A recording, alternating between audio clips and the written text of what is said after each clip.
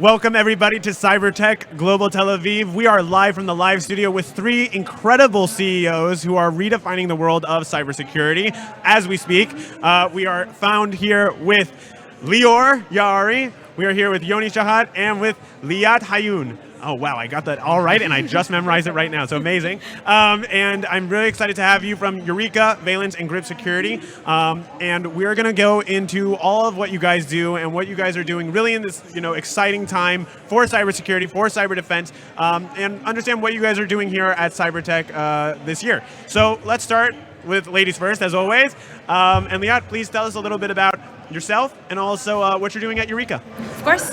So I am the co-founder and CEO of Eureka Security. We are an early stage startup, just recently founded. Awesome. How old can I ask? Yes, we raised our seed round about 4 months ago. Wow, so congratulations. This is the beginning of everything, yes. Awesome. It's the best time to be in starting a startup.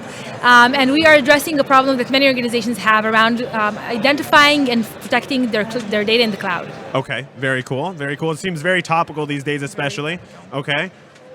Yoni. My name is Yoni. I'm the co-founder and CEO of Valence. Okay. We're focused on helping organizations secure their business application mesh. Basically, the fact that today you have so many SaaS to SaaS integrations and third parties that have access to your most mission critical business applications and SaaS applications, and make sure they can govern how these third party integrations are created, monitored, and managed. Okay, and is it, I'm going to just ask like this right now, are you finding it very challenging right now in the market right now with all the different integrations, how to consolidate them under one roof, or what's it like in the market right now for you guys? I think it's very challenging for our customers, and that's why once we are able to plug into our organization and provide them the central visibility and the ability from one place to track and monitor all these third-party vendors that now have access to their data and to their kind of most highly privileged basically controls and accesses, then we can really help them simplify that type of process and really automate a lot of the manual work that is required in order to kind of stay up to date with all those different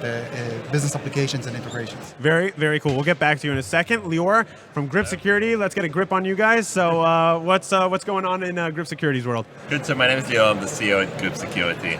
Grip is a 13-month-old startup, so quite young as well. Everyone here is fairly young. Wait, Yoni, how old is your startup? 8 months. 8 months. So we have basically maybe four months plus. We have 8 months, and we have 13 months. Yeah. So you're the oldest of the group. I'm surprisingly the oldest of the group. Okay. All right. So in Grip, we saw how the world is transformed from the legacy or traditional security paradigm, where there's a secured perimeter with secured data and assets within it, to a world where the barrier for adopting a new application, a business application, is basically a sign-up form. Okay. So every user can sign up, have the details in a sign-up form, start adopting new business-critical app that has access to either sensitive data, source code, in production environments. And what we do is that we help organizations that use somewhere between 300 to 1,500 different SaaS applications on a day-to-day basis to get visibility and control over those applications. Very interesting. That's a very unique solution, it sounds like. I'd like to start with kind of a general question to the team here, and we'll go down basically the line. What have you guys noticed as kind of new trends in the world of data security and specifically SaaS, and how you guys can, protect it and kind of make it better? So we'll start with Lior, and we'll work down this way. Yeah. So SaaS is interesting because SaaS security is not a new problem. We have SaaS applications with us for about 20 years. Of course. But I think what's interesting is that the velocity in which the problem has exploded. Number of new applications every year is like 150 apps in the average organizations, new apps every year. Adopted by organizations? It's easy to think of. I'm currently in trial with 8 different solutions across my company. We have 40 employees. If you have 2,000, 10,000... I can only imagine, it's exponential. They need to increase their business velocity, and they don't ask the security organization on the way if they can do that or not. Sure.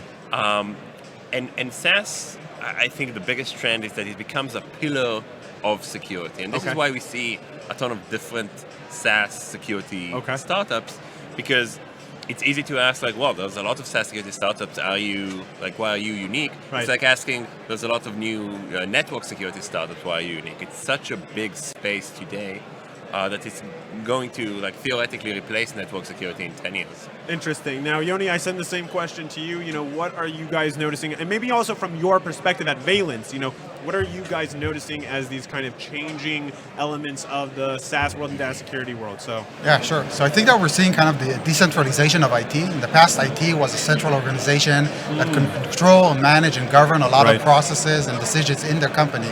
But today, like Lior mentioned, every person within the company can onboard new vendors, can create new kind of business relationships with new external third parties. Okay. And as such, we also need to see how we can also decentralize a lot of the processes that are related to SaaS security, data security, in general in the security space, to help kind of the security teams that are anyhow understaffed and they're suffering from kind of a talent gap, to make sure that they can keep with all the different new business processes, digital transformation, and everything that's happening within organizations, also in a decentralized way, really helping them use and educate how they can really help the employees within the company make the right decision and cooperate with kind of the security policies and make sure that eventually they're in compliance and that they're secure, even when these types of processes explode and that you see that velocity that's increasing day in, day out. Yeah, no, for sure. I also love this whole, focus that you're talking about in decentralization, because obviously we're all hearing it about it, whether it's blockchain and crypto and finance, to also from what you're telling me here now, which is the data security world. How do we kind of deal with this move to decentralization, and how are you guys dealing it and responding with it? So very interesting. I go back to Liat now, same question. With your understanding from Eureka, how is the trend changing? How is the world kind of changing? What are we seeing that's new and developing in the space? Yeah, so I think in many ways the trends that my friends here are talking about, decentralization, are the similar trends we're seeing around data. Okay. Data has become more of a commodity to many of the teams within organization that are now using it for analytics, for identifying new business needs, for creating data science capabilities. And a few years ago, you would talk about data science as something that only big organizations like the Googles of the world would do. Now, almost every organization, almost each of our startups are doing some data science, some machine learning, and those processes require data. Okay. So you have this amplification mechanism that leads more data to be used by more users in the business, and then more data needs to be stored. So we now have this ever-growing amount of data stored by the organization in the cloud. And you want that data to be used, of course, that serves the business, that's something good, but you also want to make sure it's used in a secure and a responsible way, and that it doesn't affect in any way the security that your consumers, your customers have with the data. Okay, and when you're talking about, this whole cloud security move, right? I want to kind of hit that here too, because, there's a huge, I've been talking to people all the, last few days of this conference. The amount of cloud security, concerns out there, and the amount of ventures that are out there to try to address whether it's how people are moving to cloud, how they are in the cloud right now, how they're storing their data, how they're working with it, with third-party vendors, whatever it is. There's a lot of movement there. Now, I'd love to understand from your guys' perspective too, where do you see the kind of the future of cloud security being developed, and also how are you guys trying to, I would say, mitigate this move to the cloud? Because at the end of the day, it seems like there is a giant trend going there, and whether you're there now or you have some hybrid type of environment, we're going there. We're going to the cloud, at least now, right? Until quantum, right? No, I'm joking. But either way, so, that's like kind of really the trend. Now, I'd love for you to start, Liat, maybe because you have kind of the most direct cloud security solution, and then we can move down the line a little bit as well.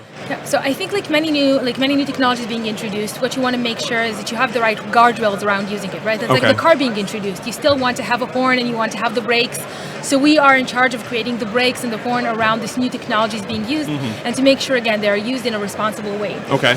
So that's in terms of kind of how we think about the cloud trend, and we want to help organizations to have that enablement mindset towards adopting new technologies. Sure. So not only they'll be able to use them responsibly, so as they migrate to these new technologies, they can feel as secure as they felt when they were on-prem, creating those same controls, same configurations, same security measurements around understanding what they have in the cloud infrastructure, and that it's well protected based on the policies and measurements that they want to take into it. Okay, and were people truly all that protected on-prem? Because it sounds like you make this really interesting statement that you want them to feel as though they were as protected on-prem. And from what I've understood, in many ways they weren't.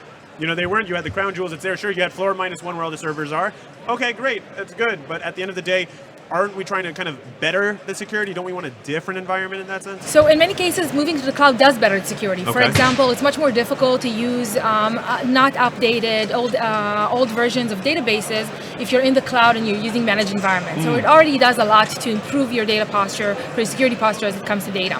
But on the other hand, it's much easier to expose your information, to expose your infrastructure to external users, to the public, because at the end of the day, the cloud is not within your perimeter, and it has, and it's much easier to make these mistakes, Right. especially as the people using the data, the business owners using the data, are not usually security people. So you have the Right. data scientists and the marketing people and you the have product me. people, exactly. go.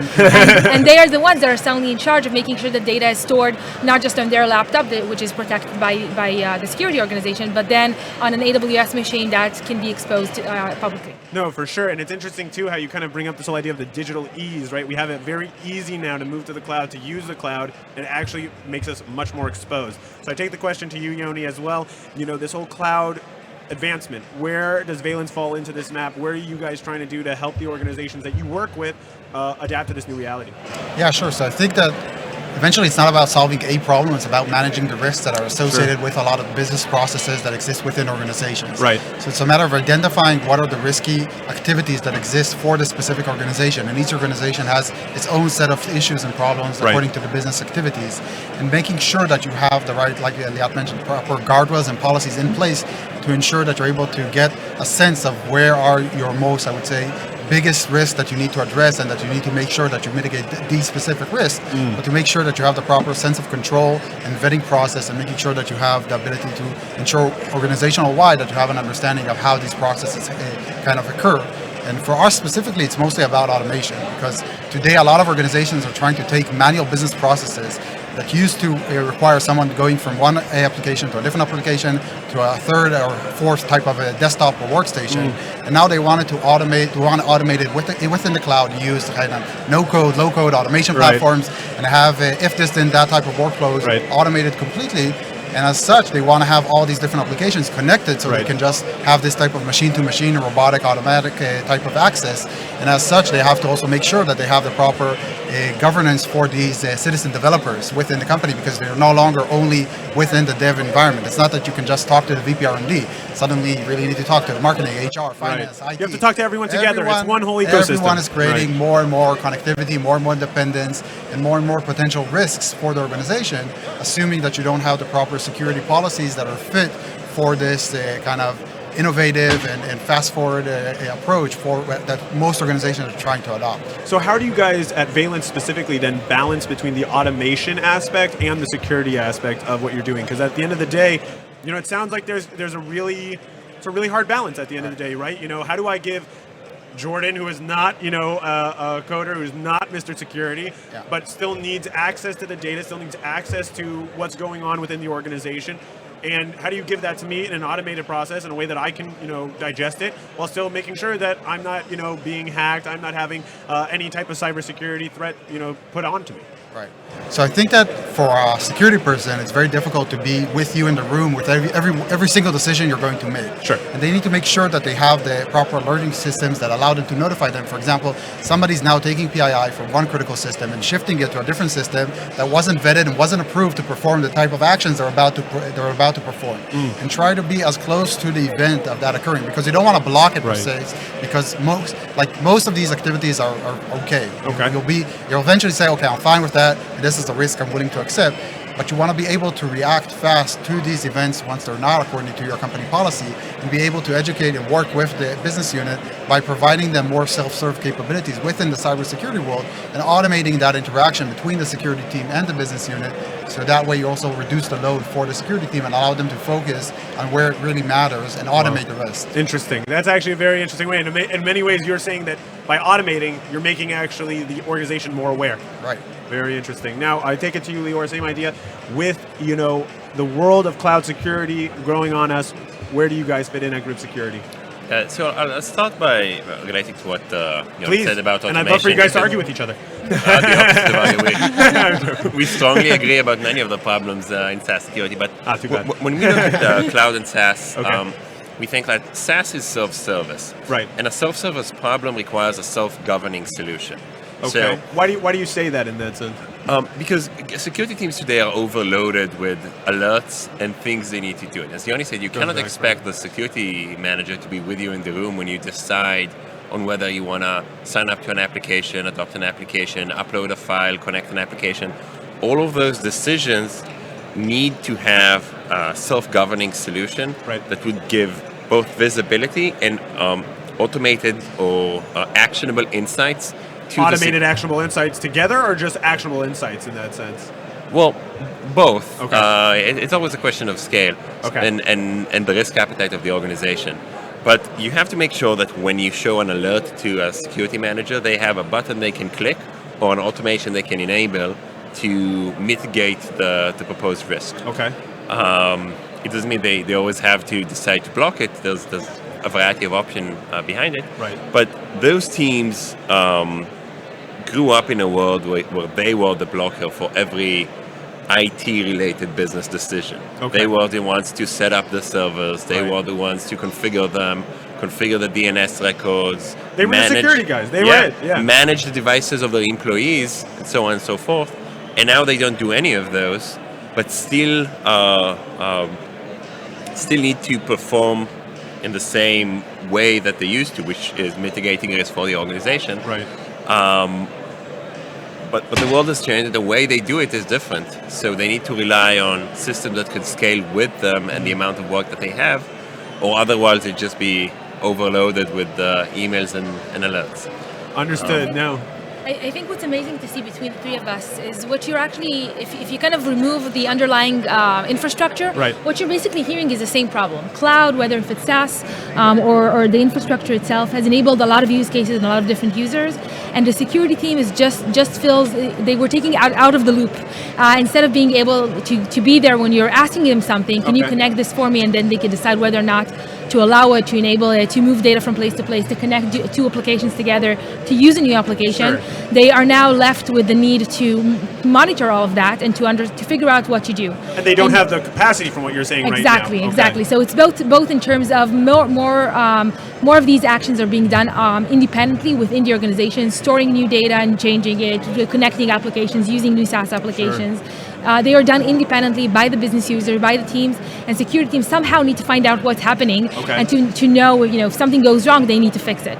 Gotcha. In many ways, each of our solutions does exactly that, helps them understand what's happening, helps them get visibility into it, and helps them get insights into whether or not this is okay to happen or not, to help them then mitigate any associated risk with that. Got you. So basically, in the long game for you guys, you are friends of the security team here. We're not trying to replace the security team. We're not trying to, totally remove them as a relevant party in the whole process of the organization. You guys are saying, we're here to kind of provide you the insight so you can be better at what you're doing. Focus on what matters, to be able to focus on that 10% that requires the human attention, rather what a machine can solve, like it's the other side of that decentralization, because you can also, like Lior mentioned, you can let them solve the problems that they create because they have the power, they have the ability. It's no longer dependent on that admin or that IT security person that needs to go to some kind of a system and just configure it for them. They can do it themselves the same way they created the problem.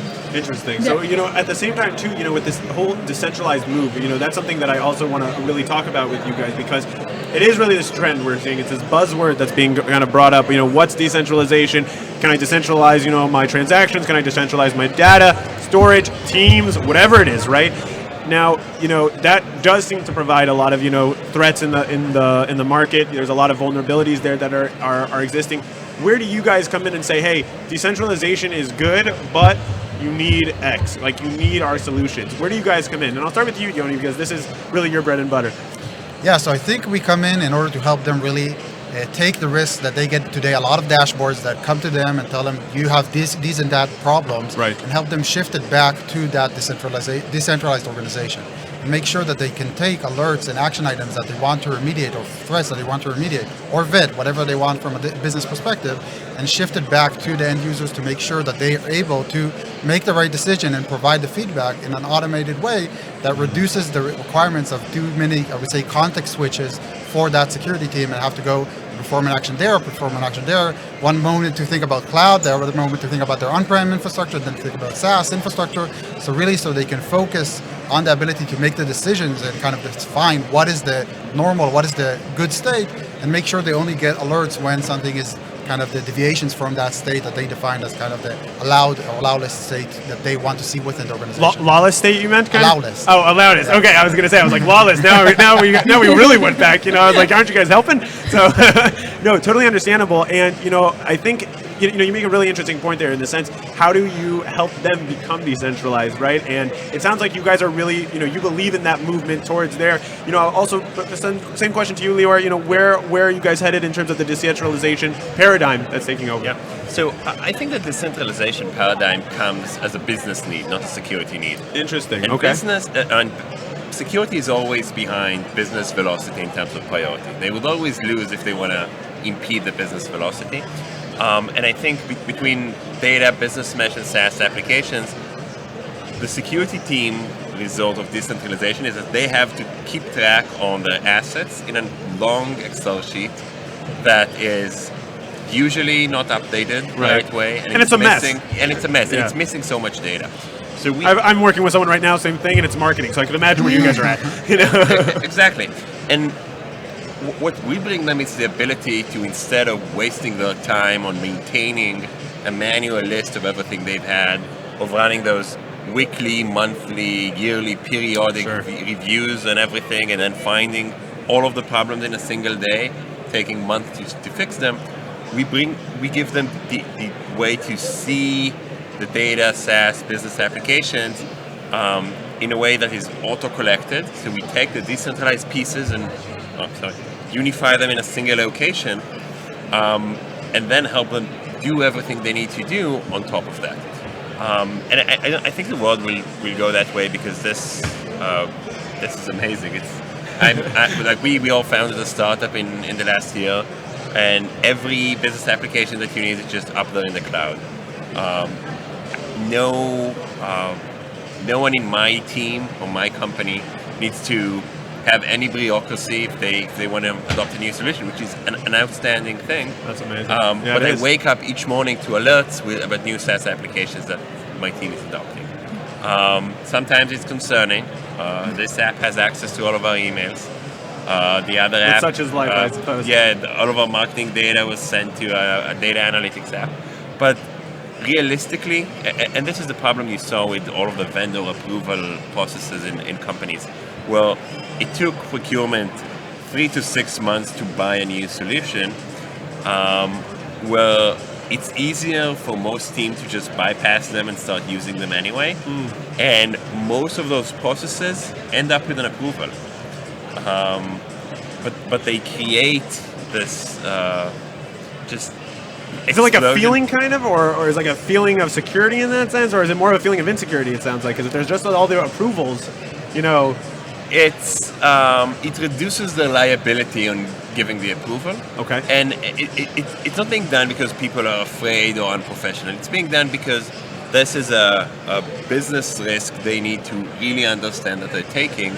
And as the organizations get bigger and bigger, they have to make this decision. But it is a waste of time for many business units to get through this approval. And if it's too harsh, then the teams will just go around it. It's always a problem in security. If you add too many barriers to get to a business decision, people would just go around all of the barriers and do it themselves. Yeah, no, it makes sense. And now Liat too, I take this to you as well with the decentralization kind of move here. It sounds like we've kind of understood a little bit of what's going on in the world here, but what's from your perspective too at Eureka? Basically, decentralization is the core problem of what we're seeing with data, right? Okay. Because again, data became a commodity, and it's being used by so many different teams, so many different technologies, and those technologies have a variety of different controls to how data can be managed within them. And the cybersecurity world has changed. Being a cybersecurity person has actually become much harder, both because the attackers become more sophisticated, but because of that decentralization trend we talked about. CISO security teams used to be in a place where they would be asked to introduce a new capability. They would be asked to introduce a new data storage region or a new SaaS application, and they would be in a position where they could say yes, no, they can decide. They are no longer in that position because those things are happening without going through them for approval necessarily, but they still have the same responsibility to make sure that the data is protected, that SaaS applications are protected, and so on. So their job just becomes so much harder because they can't say no to anything, or in most organizations they also don't want to be in a place where they have to say no. Right. And they still have the responsibility. If something happens, if a breach happens, it's still on them. Obviously, if that's what keeps them up at night.